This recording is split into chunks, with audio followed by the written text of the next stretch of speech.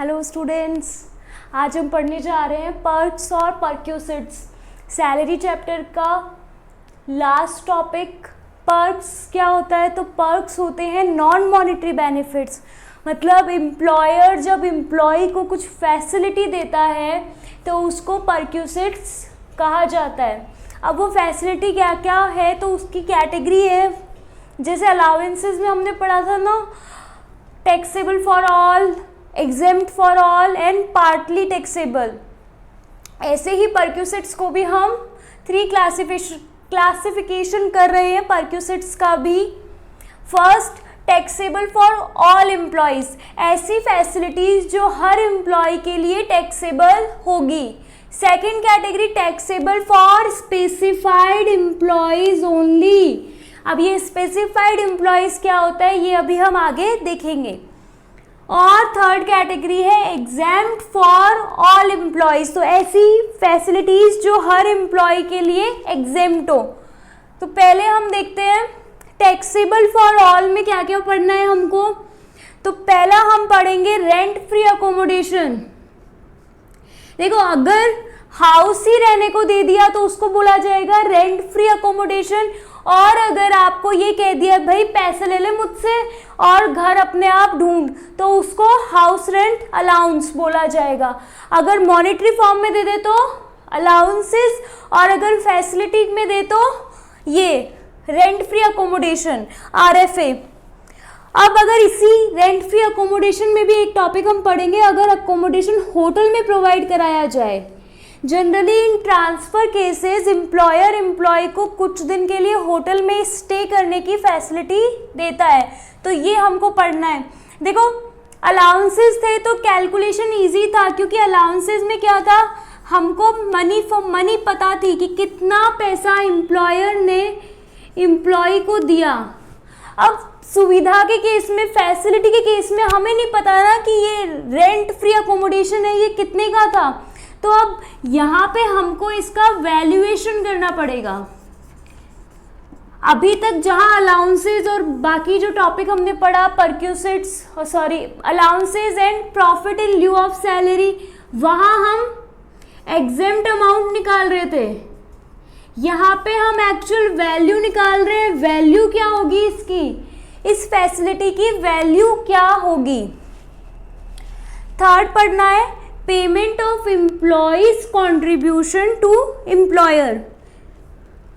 Next, value of any other fringe benefit. इसके अंदर हमें छोटे छोटे बहुत सारे टॉपिक्स पढ़ने हैं, जैसे इंटरेस्ट फ्री लोन दिया है तो उसका क्या वैल्यूएशन होगा, तो इसकी अलग ही एक लिस्ट है, ये हम अभी पढ़ेंगे थोड़े टाइम में। और next, employer's contribution to superannuation fund in excess of 1,50,000 in previous year is taxable to employee. अगर सुपर एनुएशन फंड में एम्प्लॉयर 1,50,000 से ज़्यादा कंट्रीब्यूट करता है तो वो भी एम्प्लॉय के लिए टैक्सेबल हो जाएगा। तो ये तो है taxable for all employees. Taxable for all employees में कौन कौन से आए, रेंट फ्री अकोमोडेशन, फिर होटल का, एम्प्लॉयज़ ऑब्लिगेशन को अगर एम्प्लॉयर पे कर देता है। इसका मतलब क्या है, अगर एम्प्लॉय का कोई खर्चा था लेकिन उसका पेमेंट क्या किया, एम्प्लॉयर ने कर दिया, तो ये भी एक तरह से सुविधा ही है, तो यहाँ पे ये भी टैक्सेबल फॉर ऑल। नेक्स्ट है अदर बेनिफिट्स, इसकी पूरी लिस्ट है जो हमें देखनी है। और अगर एम्प्लॉयर सुपर एनुएशन फंड में 1,50,000 से ज़्यादा कंट्रीब्यूट करता है तो भी टैक्सेबल फॉर ऑल। अब हम देखते हैं सिर्फ स्पेसिफाइड एम्प्लॉयज के लिए क्या क्या टैक्सेबल होगा। Education facility of children, employee के बच्चे अगर एम्प्लॉयर की स्कूल में पढ़ते हैं तो वो सिर्फ स्पेसिफाइड एम्प्लॉयज के केस में टैक्सेबल होगा। Then light gas and water facility अगर एम्प्लॉयर एम्प्लॉय को दे रहा है तो सिर्फ स्पेसिफाइड एम्प्लॉयज़ के केस में टैक्सेबल करनी है। कार फैसिलिटी, अगर एम्प्लॉयर कार दे रहा है तो कार फैसिलिटी को भी सिर्फ स्पेसिफाइड एम्प्लॉयज़ के केस में टैक्सेबल करना है। नेक्स्ट है मेडिकल फैसिलिटी, उसके बाद लीव ट्रैवल कंसेशन, उसके बाद ट्रांसपोर्ट फैसिलिटी टू एम्प्लॉयज़। तो ये जो फैसिलिटीज़ है ये टैक्सेबल करनी है सिर्फ स्पेसिफाइड एम्प्लॉयज़ के केस में। अभी हम आगे सारा देखेंगे कि स्पेसिफाइड एम्प्लॉयज़ क्या होता है। अगर इस वीडियो में नहीं तो इसके नेक्स्ट वीडियो में होगा ये कंप्लीट, क्योंकि ये बड़ा टॉपिक है। तो अगर मैं इसका नेक्स्ट वीडियो बनाती हूँ तो वो डिस्क्रिप्शन बॉक्स में उसका लिंक भी डाल दूंगी। Next, exempt for all employees. अब ऐसी फैसिलिटीज जो हर एम्प्लॉय के लिए एग्जेम्प्ट हो, इसकी एक बहुत बड़ी लिस्ट है। मैंने सिर्फ इसमें एक नॉर्मल लिखा है, 2-4 पॉइंट ही लिखे हैं। जैसे अगर टेलीफोन और मोबाइल फ़ोन के बिल का पेमेंट अगर एम्प्लॉयर करता है तो वो एग्जेम्प्ट होगा। अगर इंटरेस्ट फ्री लोन देता है तो एग्जेम्प्ट। फूड एंड बेवरेजेस, खाने की कोई फैसिलिटी या फिर कोल्ड ड्रिंक, चाय, नाश्ता जो भी है वो फैसिलिटी सब एग्जेम्प्ट। और अगर स्कॉलरशिप मिलती है एम्प्लॉयज़ के बच्चों को तो वो भी फुली एग्जेम्प्ट। अब हम इसमें देखेंगे रेंट फ्री अकोमोडेशन।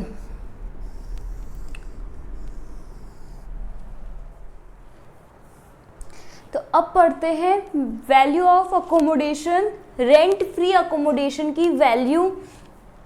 अगर घर फर्निश्ड होगा तो क्या वैल्यू होगी, और घर अगर अनफर्निश्ड होगा तो फर्निश्ड होगा तो क्या वैल्यू, और अनफर्निश्ड होगा तो क्या वैल्यू होगी। तो पहले हम पढ़ेंगे अनफर्निश्ड। अनफर्निश्ड का मतलब अगर आपको सिर्फ घर दिया है, उसके साथ फर्नीचर नहीं दिया, तो घर की वैल्यू क्या होगी। तो देखो, गवर्नमेंट एम्प्लॉय के केस में, मतलब सेंट्रल गवर्नमेंट और स्टेट गवर्नमेंट के एम्प्लॉयज़ के केस में वैल्यूएशन होगा रूल्स ऑफ गवर्नमेंट के अकॉर्डिंग। तो ये तो हमें क्वेश्चन में गिवन होगा कि अकॉर्डिंग टू गवर्नमेंट वैल्यूएशन इस हाउस का ये वैल्यू है, तो फिर वो वैल्यू लेना है। गवर्नमेंट एम्प्लॉय में सिर्फ स्टेट गवर्नमेंट और सेंट्रल गवर्नमेंट के एम्प्लॉय में according to the rules of government लेना है। अब नॉन गवर्नमेंट एम्प्लॉय के केस में स्टडी करते, तो नॉन गवर्नमेंट एम्प्लॉय के केस में अगर घर एम्प्लॉयर का खुद का होगा तो उस जगह की पॉपुलेशन चेक की जाएगी, और अगर घर खुद का नहीं होगा, रेंटेड होगा, तो वैल्यूएशन डिफरेंट वे में होगा।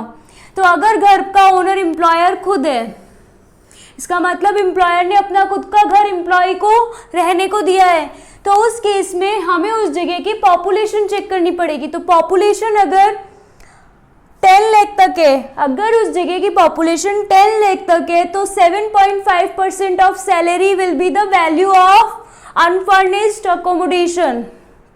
इन केस पॉपुलेशन 10 लाख से तो ज़्यादा है but not more than 25 lakhs, तो फिर 10% ऑफ सैलरी हो जाएगा वैल्यू ऑफ अनफर्निश्ड अकोमोडेशन। और अगर पॉपुलेशन 25 लाख से ज़्यादा है तो 15% ऑफ सैलरी ये हो जाएगा वैल्यू ऑफ अकोमोडेशन।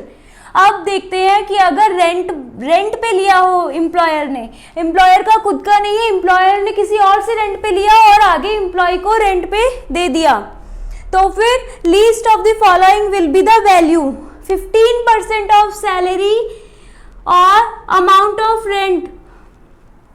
या तो हमें 15% ऑफ सैलरी या फिर एम्प्लॉयर खुद जो रेंट पे कर रहा है, तो इन दोनों में से जो कम वैल्यू होगी वो हो जाएगी आपकी वैल्यू ऑफ अनफर्निश्ड अकोमोडेशन।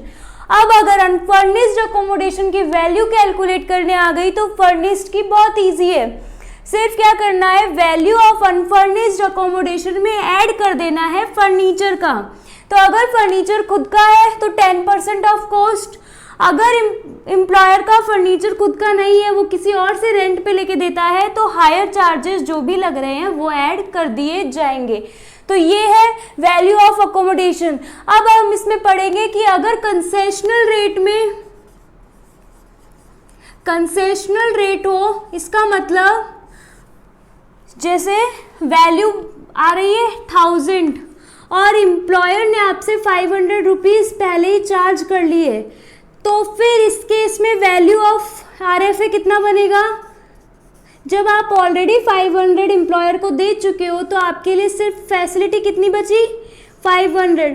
तो कंसेशनल के केस में मतलब एम्प्लॉयर ने आपसे पूरा पैसा नहीं लिया, उसका सिर्फ कुछ पार्ट लिया है, तो फिर जो पार्ट आप ऑलरेडी पे कर चुके हो उसको लेस कर दोगे तो वैल्यू आ जाएगी। अब इसमें हम देखते हैं सैलरी का मीनिंग क्या होगा। यहाँ पे ये जो 15% 7.5% लेना है, तो यहाँ ये सैलरी का मीनिंग क्या है।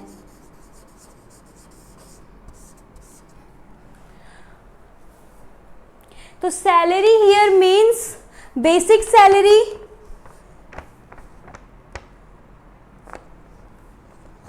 देखो सैलरी में यहाँ सब कुछ लेना है, basic salary, bonus, fees, commission, DA with condition,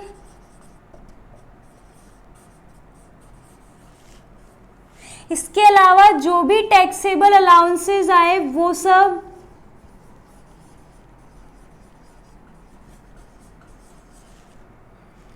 और भी अगर कोई मॉनेटरी बेनिफिट एम्प्लॉय को मिले हैं तो वो सब सैलरी के मीनिंग में आएंगे। इसके अलावा क्या नहीं आएगा, तो यहाँ लिखा हुआ है स्पेसिफिकली ये 5 पॉइंट नहीं आएंगे, तो यहाँ पे लिखो इनको स्पेसिफिकली एक्सक्लूड किया है, तो ये है एम्प्लॉयर्स कंट्रीब्यूशन टू पीएफ,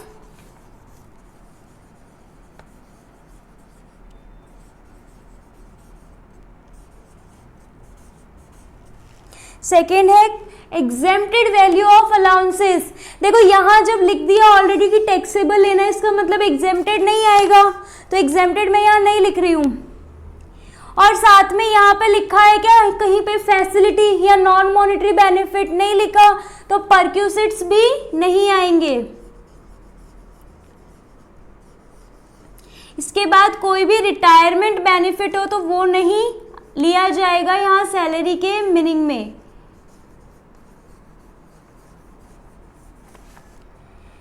और अगर कोई एडवांस सैलरी मिली है तो वो भी नहीं ली जाएगी, एडवांस और अरियर दोनों ही नहीं लिया जाएगा।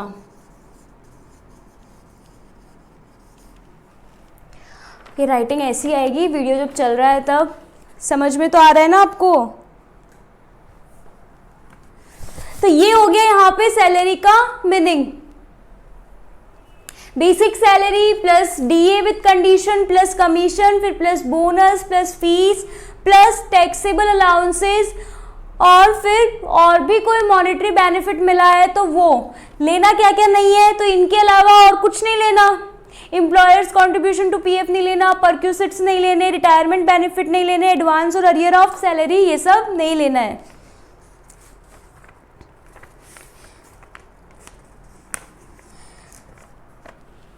देखो कुछ अकोमोडेशन है जो कभी टैक्सेबल नहीं होंगे, तो आप इसके बाद एक हेडिंग लगाइए, accommodation not taxable as परक्यूसिट्स।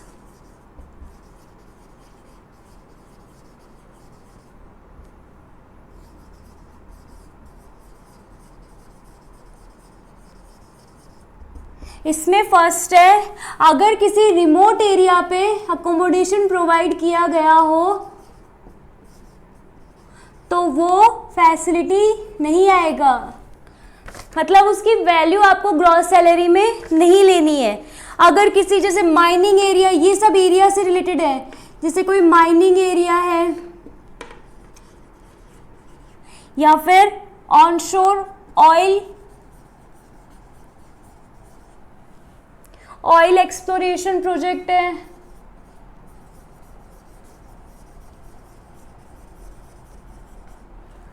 Project execution,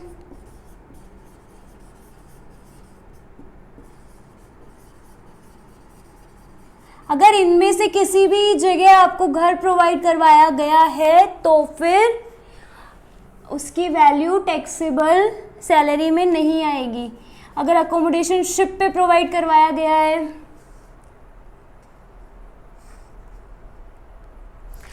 किसी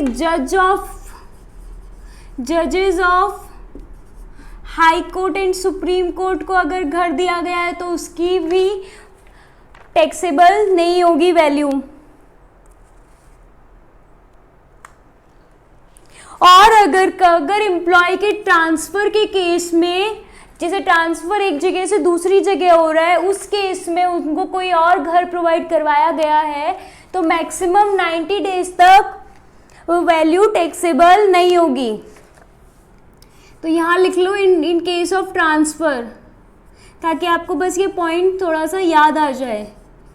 बाकी जब हम इसके क्वेश्चन करेंगे तो आपको ये सब चीज़ें बहुत अच्छे से समझ आ जाएगी। अभी हमारा इसके अंदर एक और टॉपिक बच रहा है कि जब अकोमोडेशन प्रोवाइड की जाती है होटल में, तो वो हम नेक्स्ट वीडियो में लेंगे। तब तक आप इसको अच्छे से पढ़ो और इसको रिवाइज करो।